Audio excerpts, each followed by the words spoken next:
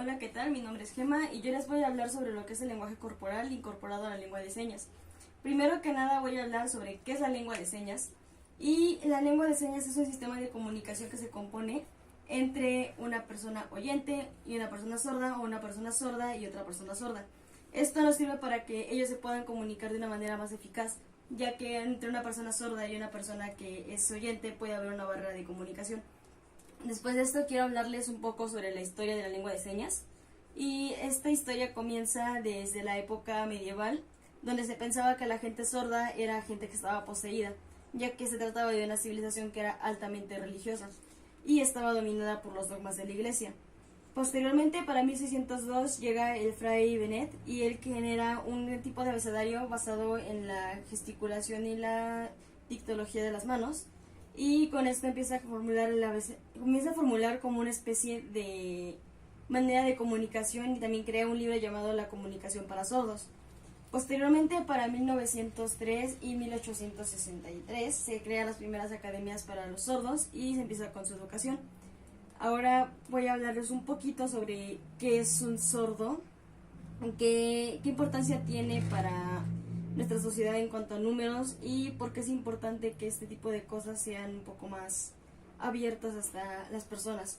Bueno, primero que nada tenemos una población aproximadamente en el mundo de 36 millones de sordos, de los cuales el 5% son niños, el 15% son adultos entre 15 a 52 años, y el restante son gente que nace siendo sorda. Otro tipo de cosas que también podemos comentar de esto es su relevancia. ¿Por qué es relevante y qué tipo de cosas podemos encontrar aquí?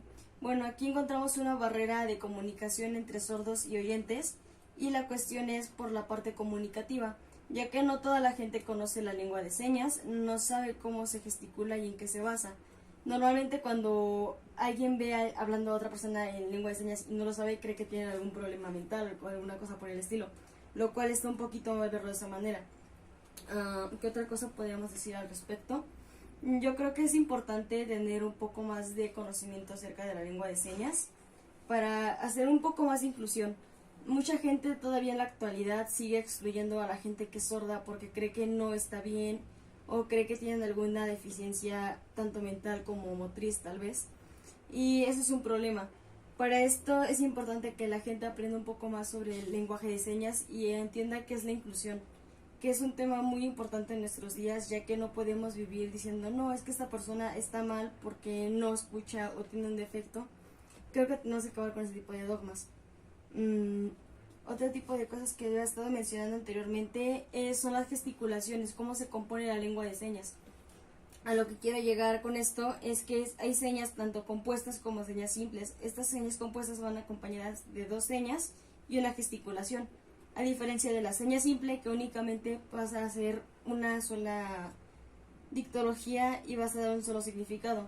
Las señas compuestas, dependiendo de la cantidad de señas que se mezclen, pueden dar un solo significado o pueden dar varios significados a su vez.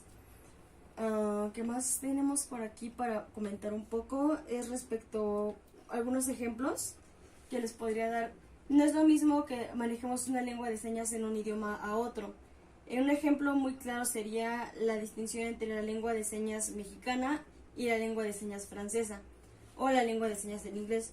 Por ejemplo, si yo quisiera decir te quiero en inglés, solamente haría esta seña, a diferencia de que si yo quisiera decirlo en español, yo tendría que hacer lo siguiente: yo te quiero o te amo.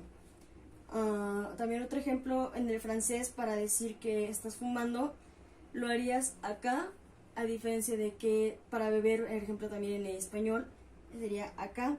Y son variantes que hay en cada idioma, van variando dependiendo del concepto y de la región, aunque también existe una lengua de señas internacional que es muy poco usada porque se trata de una lengua que solamente vas a utilizar para conferencias, no realmente para comunicarte con otras personas, a menos que también tengan el conocimiento, pero es muy escaso, no son realmente una lengua muy utilizada para este tipo de situaciones. Es más como común comunicarte en señas, pero en un solo idioma. Por ejemplo, yo hablo español y me voy a comunicar con otra persona en español, o me voy a comunicar con otra persona en inglés, en lengua de señas inglesa, o americana en este caso.